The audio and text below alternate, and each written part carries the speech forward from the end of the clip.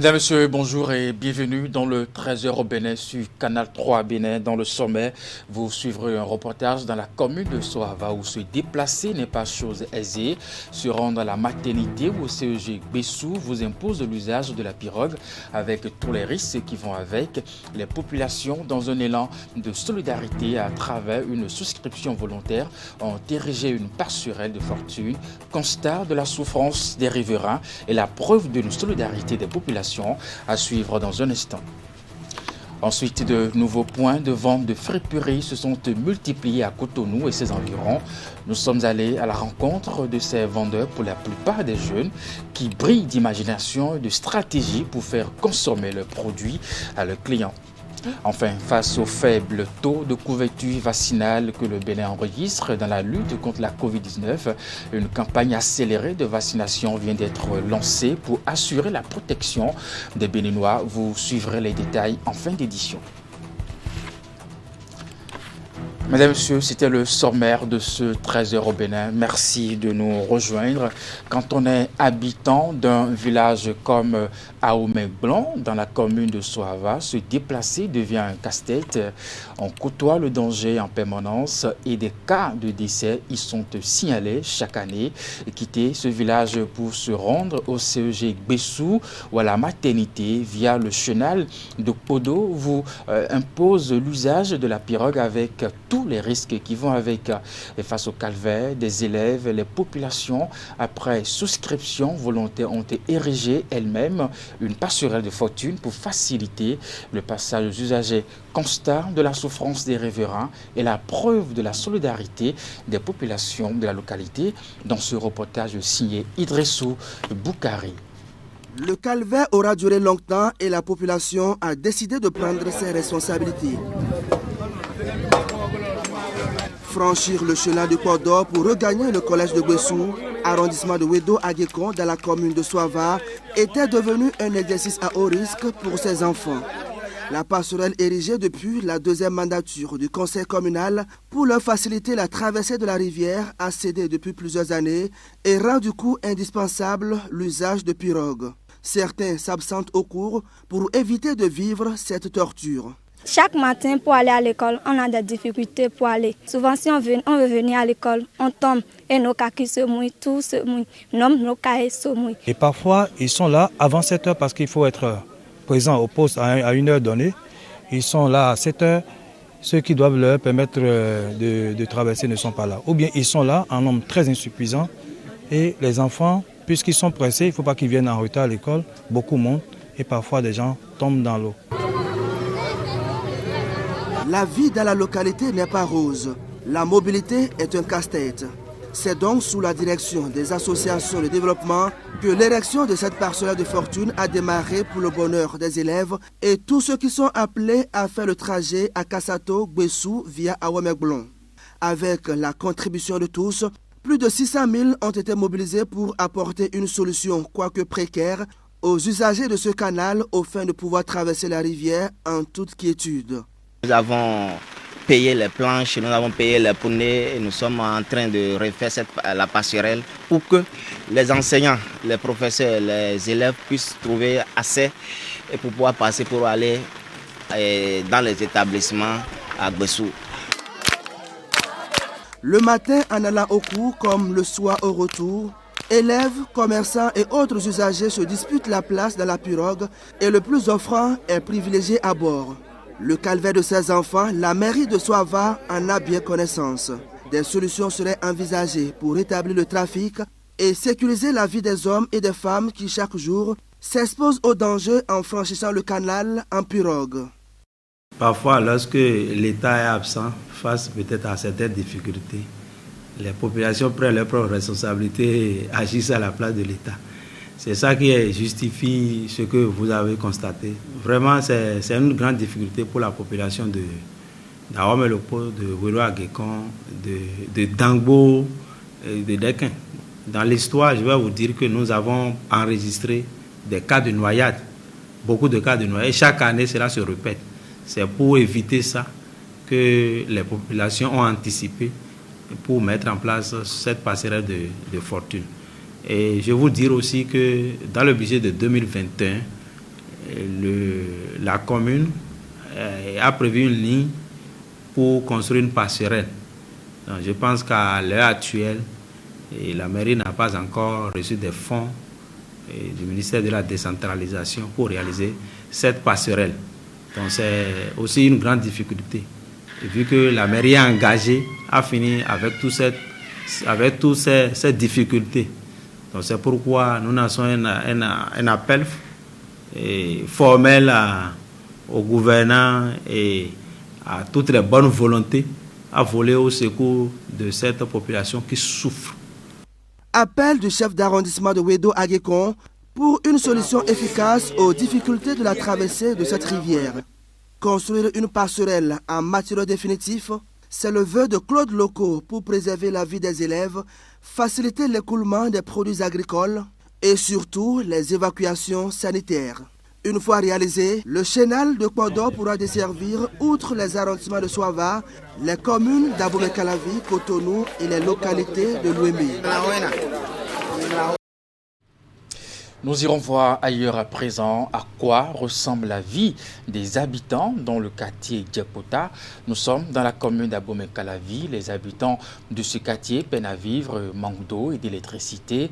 Vous verrez dans les images qui sont un peu insoutenables avec le calvaire des habitants de ce quartier à traîner des bidons jaunes en plein jour à la recherche de l'eau. Je le disais, nous sommes bel et bien à Abomey-Calavi aujourd'hui, commune à statut particulier. Reportage de Ali Moumouni et de Rompévi. Cet espace est un ancien site de dragage de sable. Juste derrière se trouve Djekpota, un quartier de l'arrondissement de Godomé dans la commune d'Abomey-Calavi. Ici, il y a au total 4 carrières, dont 2 à l'entrée du quartier. Depuis l'installation des structures en charge des opérations, les populations de Djekpota vivent une nouvelle réalité, l'inondation. Nous avons 4 sites de dragage qui entourent Djekpota. Vous voyez, et par l'exploitation qu'ils font là, ça fait que ils bouchent les couloirs naturels de circulation d'eau, si bien que l'eau nous envahit dans les maisons. Vous voyez la rue qui est derrière moi là, c'est une rue qui n'était pas inondée, il n'y avait pas de l'eau. Mais depuis qu'ils ont fermé là où l'eau doit passer, l'eau nous envahit. À notre descente sur le terrain, tout le monde nous ouvre ses portes. Chacun veut montrer les difficultés qu'il rencontre. Cette dame, par exemple, a insisté pour que nous filmions la cour de sa maison inondée. Les rues sont pleines d'eau et enfants et adultes sont contraints de jouer les batraciens.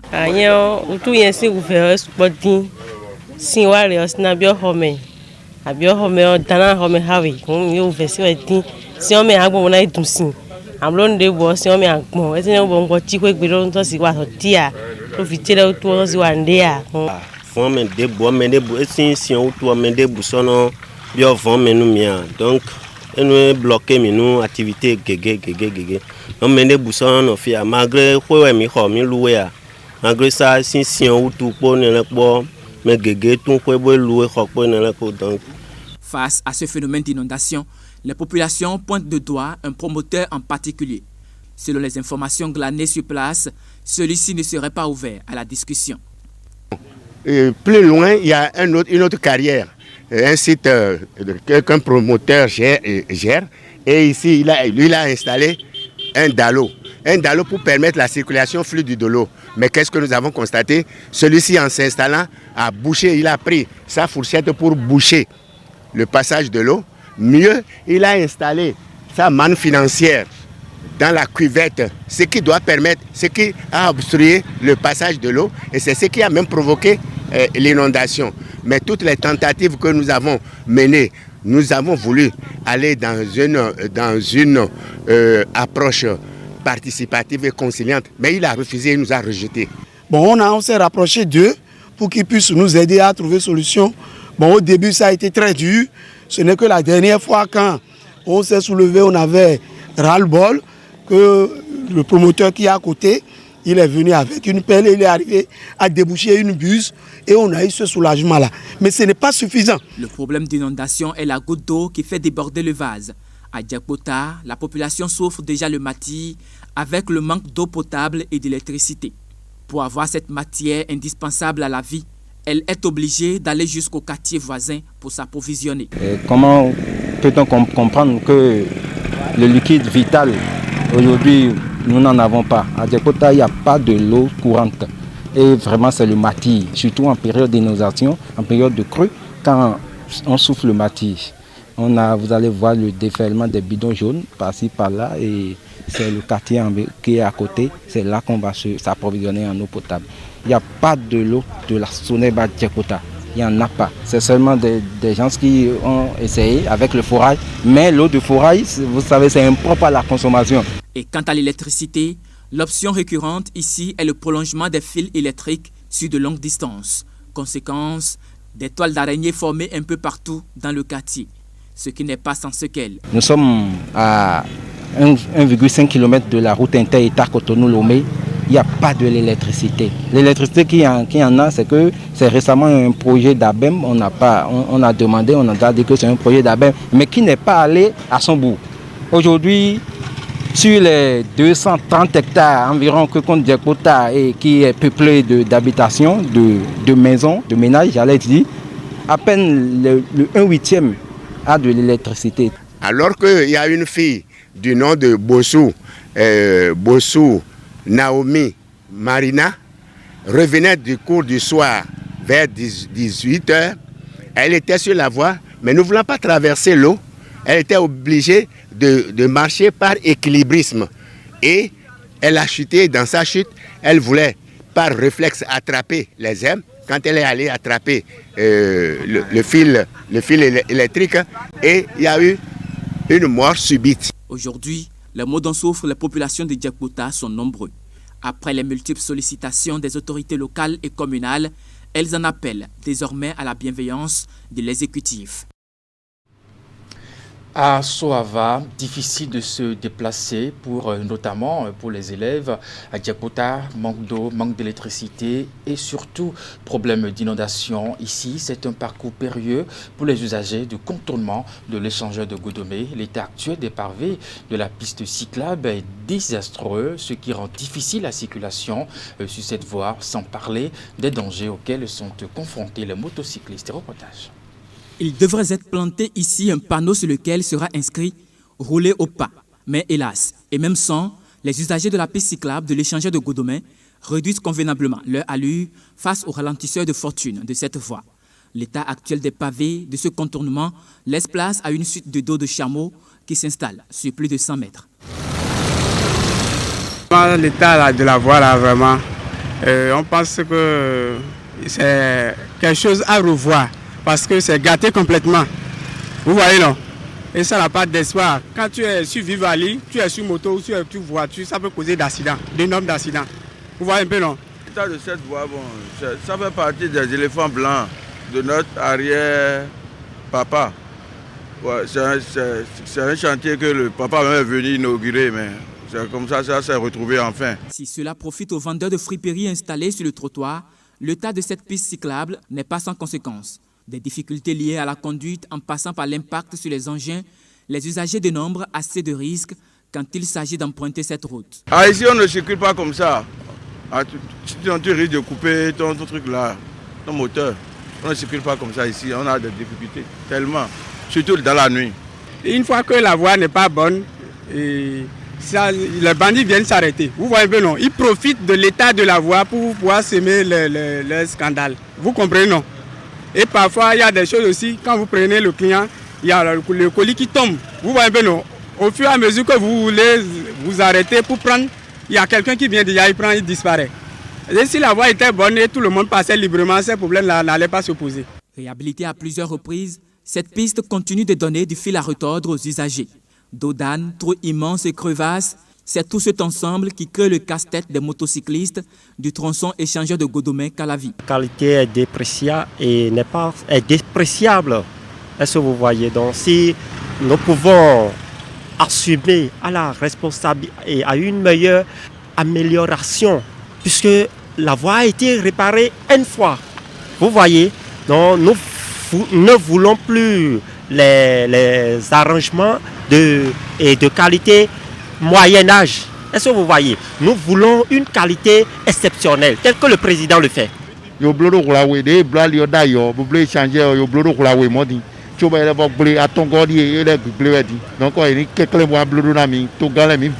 Ils ont réparé, mais ça là, ce n'est pas bien fait. Il faut qu'ils puissent trouver une solution définitive. Vous voyez un peu, non? Une solution définitive à ça. En attendant que la Direction générale des infrastructures ne se penche sur l'état de ce contournement, le calvaire des usagers de la piste cyclable de l'échangeur de Godomè continue.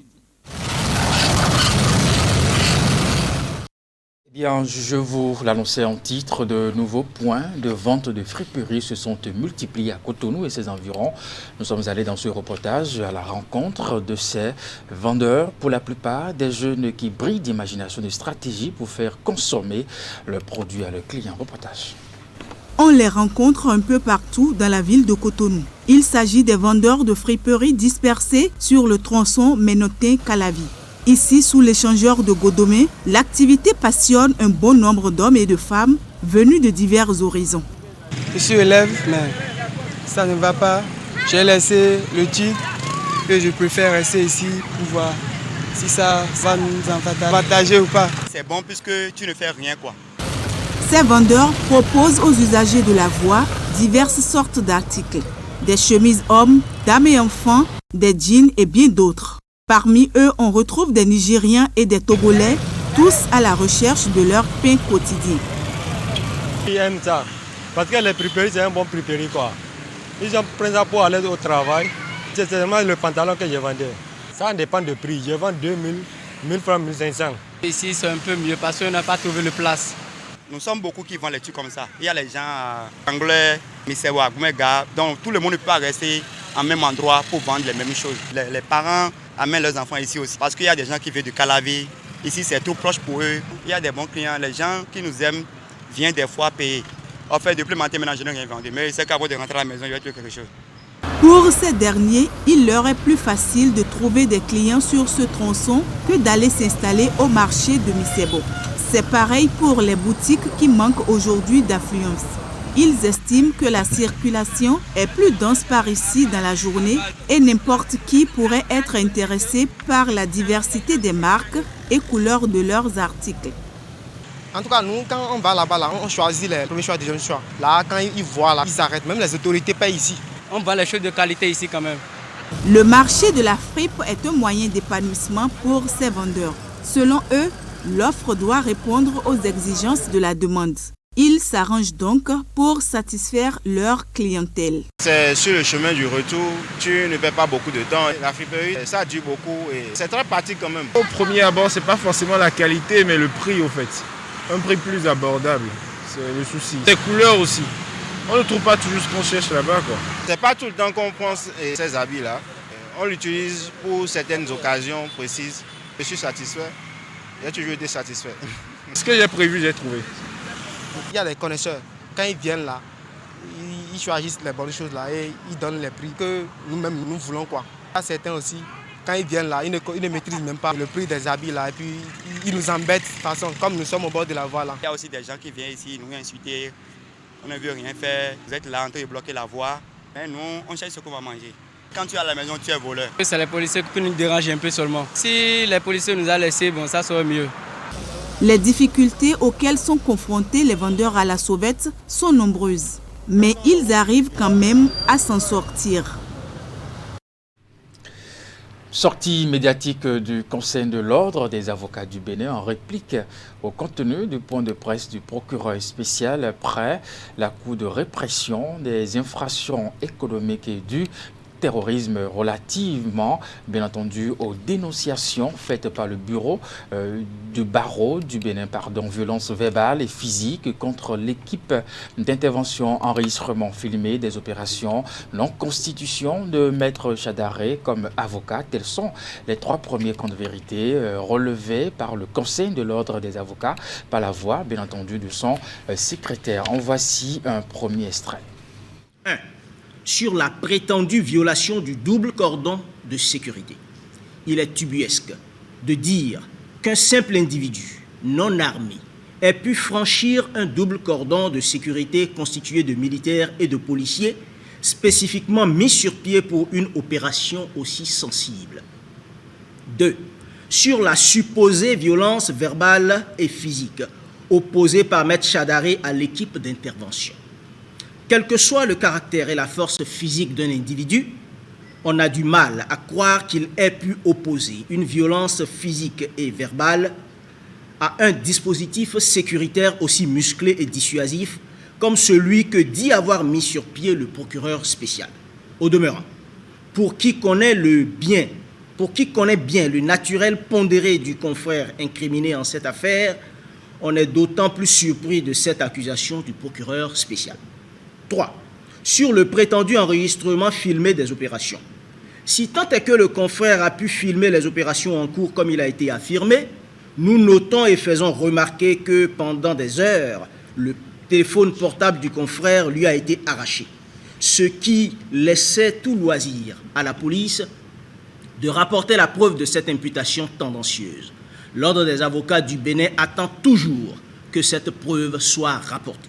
Sur l'affirmation selon laquelle le mis en cause n'aurait pas constitué Maître Chadaré, l'Ordre des avocats du Bénin affirme sur ce point que Maître Chadaré est le conseil habituel du mis en cause vers qui il s'est porté, à la demande de ce dernier, après que des individus non identifiés sont venus le chercher à son bureau à Akpakpa. C'est le lieu de rappeler que, contrairement aux affirmations du procureur spécial, il n'est point besoin qu'un mis en cause soit en état d'arrestation pour être assisté d'un avocat.